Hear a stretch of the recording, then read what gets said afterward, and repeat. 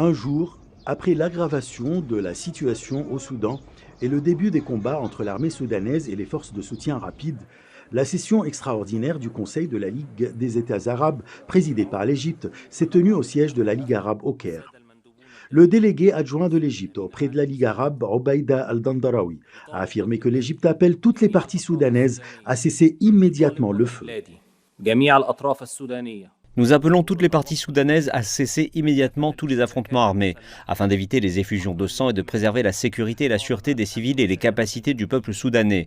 Et nous avertissons de la gravité de l'escalade militaire violente au Soudan et des répercussions croissantes qui l'accompagnent, dont l'ampleur se ressent tant sur le plan interne qu'à l'international. Il est donc impératif que toutes les parties soudanaises fassent preuve d'un maximum de retenue et travaillent ensemble pour calmer la situation afin d'éviter son exacerbation et empêcher sa détérioration. Pour sa part, le délégué du Soudan a apprécié le rôle de la Ligue arabe dans le soutien de son pays à la lumière des difficultés qu'il traverse et l'a exhorté à recommander de laisser la question aux Soudanais sans ingérence internationale. Le Soudan appelle les pays arabes à compter sur les Soudanais eux-mêmes pour tenter de résoudre cette crise. C'est notre exigence de base. Deuxièmement, tout pays qui a de l'influence sur les belligérants au Soudan devrait user de ses bons offices pour mettre fin à la violence. Lors de la réunion d'aujourd'hui, nous avons ressenti de la reconnaissance pour notre pays, le Soudan, qui est l'un des fondateurs de la Ligue des États arabes.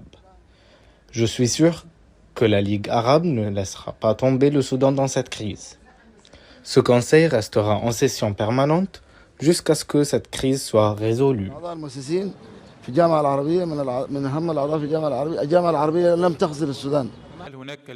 Le communiqué final de la rencontre a mis en garde contre la gravité de l'escalade violente au Soudan et ses répercussions dangereuses et difficiles à définir sur le plan interne et régional, ce qui rend impératif pour toutes les parties de défendre les intérêts du Soudan.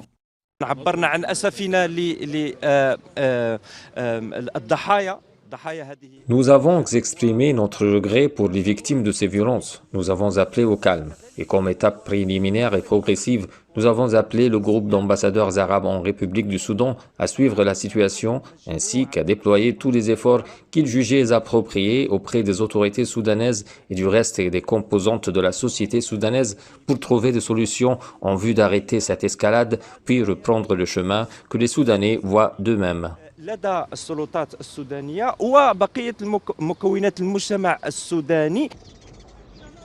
Des affrontements se sont déclenchés samedi dernier entre l'armée et les forces de soutien rapide. Chacune des parties au conflit accuse l'autre d'être responsable de l'escalade. Le grand perdant, c'est le peuple soudanais qui vit dans un état d'instabilité depuis quelques années. La réunion de la Ligue arabe est intervenue alors que les combats se poursuivent pour la deuxième journée consécutive dans le pays.